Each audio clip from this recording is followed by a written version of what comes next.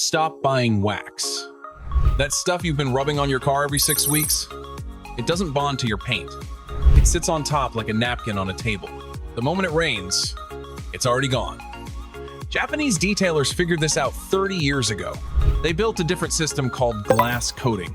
Today, I'm showing you how to do it yourself, step by step. We're covering the chemistry, the correct product sequence, the application specs, and 3 mistakes that ruin this finish even after you've done everything else right. This is the complete system. Quick disclaimer before we start, the tips and guides in this video are for educational purposes only. Every vehicle is different, so please use this information at your own risk. We are not responsible for any damage or injury that may occur. When in doubt, always consult a professional mechanic. Here's the thing about Carnauba wax that nobody in the car care aisle wants you to know. It doesn't bond to your paint, not even a little. Carnauba comes from the leaves of a Brazilian palm tree. It's been used on car paint since the early 1900s. It was the best product available back then, and that's not a compliment. That just means nothing better existed yet. Here's the science. Wax sticks to your clear coat through something called van der Waals, forces weak physical attractions between molecules. No chemical reaction happens. No bond forms. The wax just rests on the surface the same way a plastic sheet rests on glass. And the moment conditions change, UV radiation, alkaline car wash soap running between pH 8 and 11, bird droppings sitting at pH 3.5, road salt heat above 90 degrees Fahrenheit, that wax layer starts falling apart. Even a high-quality Carnauba paste wax gives you 6 to 12 weeks of real-world protection. Synthetic sealants stretch that to maybe 6 to 12 months. That's the ceiling.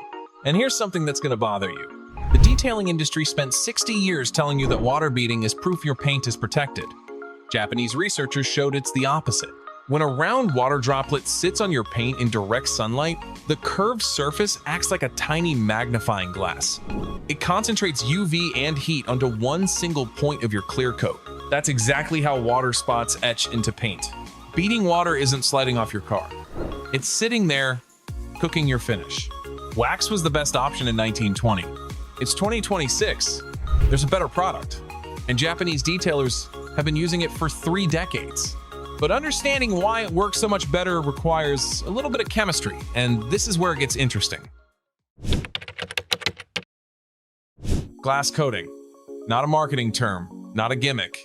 Here's what's actually happening at the molecular level, because once you understand this, you'll never look at a can of wax the same way. The active compound is silicon dioxide, or SiO2. Same base compound as actual glass. It's delivered in a liquid carrier called an organosilane solution. When that organosilane contacts your clear coat, a condensation reaction fires between the coating molecules and the hydroxyl groups already present on your paint surface. What forms are covalent chemical bonds, true molecular bonds, not physical resting? The coating doesn't sit on your paint. It becomes molecularly integrated with the clear coat itself. That's why you can't wash it off. And that's why UV doesn't break it down the way it destroys wax. Now the hardness numbers. Stock clear coat on most production cars rates 2H to 3H on the pencil hardness scale. A properly applied SiO2 glass coating pushes that surface up to 9H. For reference, a standard steel file sits around 6, 5H, and sapphire is in the 9H range. Quick note though, 9H does not make your paint scratch-proof. What it means is the outermost surface becomes dramatically more resistant to light marring, swirl marks, and environmental etching than bare clear coat could ever be on its own. And remember the water beading problem from a minute ago? A properly coated surface does the opposite. Water hits and forms a thin sheet at a contact angle under 10 degrees, then slides off fast. At parking lot speeds, water doesn't stay on the surface long enough to leave mineral deposits. The cured silica layer has extremely low surface energy, so contaminants like dirt, dust, and pollen have almost nothing to grip onto. You're not adding a layer over your paint. You're chemically modifying the surface of the clear coat itself. That's the difference. That's why the results look different. And now that you understand the science behind it, let me walk you through the exact system to do this at home, on your own car, with products you can order this week. The chemistry is great, but you need to know exactly what to do, in exactly what order. Get the sequence wrong and you're wasting your time and your money. Here are the 5 steps. Do not skip any of them. Step 1 is chemical decontamination, and this is not a car wash. This is iron removal. Embedded brake dust and rail dust particles live inside your clear coat, invisible to your eye. If they stay there under a glass coating, they cause long-term oxidation from below, permanently locked in place. Spray a dedicated iron fallout remover across each panel and watch the surface turn purple-red as iron particles oxidize and dissolve out of the paint. For products, Gyun Q2M iron runs about $18 and CarPro Iron X is about $20, both on Amazon. And if your iron remover doesn't turn the panel purple, either your car is already perfectly clean or you're spraying water. Step 2 is clay bar treatment, and this handles the physical contamination that the chemical step didn't touch. Industrial overspray, silica deposits, tree sap residue. Here's the Japanese test to know you're done. Put a thin plastic bag over your fingertips and slide them across the panel. The surface should feel completely frictionless, like dragging a finger across a crystal wine glass. Any friction means there's still contamination bonded to the surface. The Soft 99 Clay Bar Kit is about $14 on Amazon, Japanese origin, and engineered for fine-grade surface prep. This step matters because glass coating is not forgiving. Whatever sits on the surface at the moment of application gets bonded in place permanently. Clay bar is your last chance to get it right. Step 3 is paint correction. And this is the step that separates a glass finish from a permanent display of every scratch on your car. Glass coating amplifies what's underneath. It does not fill or hide imperfections the way wax can temporarily. Swirl marks and scratches present during application get locked in and become more visible under direct light after the coating cures. The correction process uses a dual-action polisher with cutting compound, removing 1 to 3 microns per pass, mechanically leveling the surface until light reflects at a single clean angle. That's why a corrected and coated car looks like it's lit from the inside. But there's a safety boundary here. Standard clear coat on production vehicles runs 90 to 140 microns thick. The safe working threshold is above 60 microns.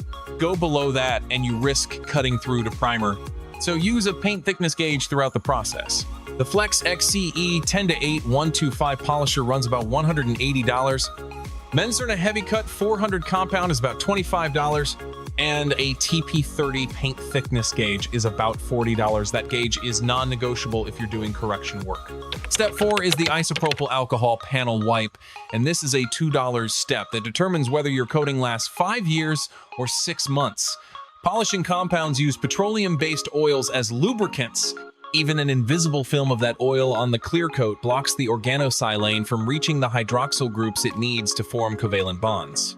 No hydroxyl contact means no chemical bond, and you lose 60 to 70% of the coating's durability. The fix is simple. Mix isopropyl alcohol to a 10 to 15% dilution in distilled water, wipe every panel with a fresh microfiber cloth, and apply the coating immediately after. A bottle of 99% isopropyl alcohol from any pharmacy costs about $5. That's the difference between a coating that holds for years and one that fails before winter. Step 5 is the glass coating application itself, and this is where the finish is made or broken. Work in indoor shade only, no direct sunlight, no wind. Keep the temperature between 60 and 75 degrees Fahrenheit and the humidity below 60% because moisture in the air causes the cured coating to haze. Apply in thin coats using a foam applicator block, panel by panel, and level each section with a clean microfiber cloth before the silica starts to cure. Work too slow, and you create hardened high spots that require machine polishing to remove. For cure timeline, the coating reaches touch dry in 12 to 24 hours, but full silica crosslink cure takes 7 to 14 days. During that full window, no water, no touching, no chemicals. The molecular bonds are still forming, and if you disturb them, the final hardness drops permanently. Soft 99 has been on the Japanese market for over 30 years. It works. Don't spend $500 on a coating from a brand that didn't exist last year. Now, before you go order anything, there are 3 mistakes that will completely destroy this process. And I've seen all 3 more times than I can count. Mistake number 3 is applying in direct sunlight or heat above 80 degrees Fahrenheit. High temperatures accelerate the flash cure window, and the coating starts hardening before you can level it. You end up with high spots, irregular, mirror-hard patches of prematurely cured coating stuck to the panel. The only fix is machine polishing back through the coating and starting the whole application over. So work indoors, work early morning, or pick a cool, cloudy day, always in shade. Mistake number 2 is skipping the isopropyl alcohol wipe or using the wrong dilution. I already covered why polishing oil residue breaks the bonding mechanism, but here's what gets people using undiluted 99% isopropyl alcohol flashes too fast and can leave its own residue behind. The correct spec is 10 to 15% dilution.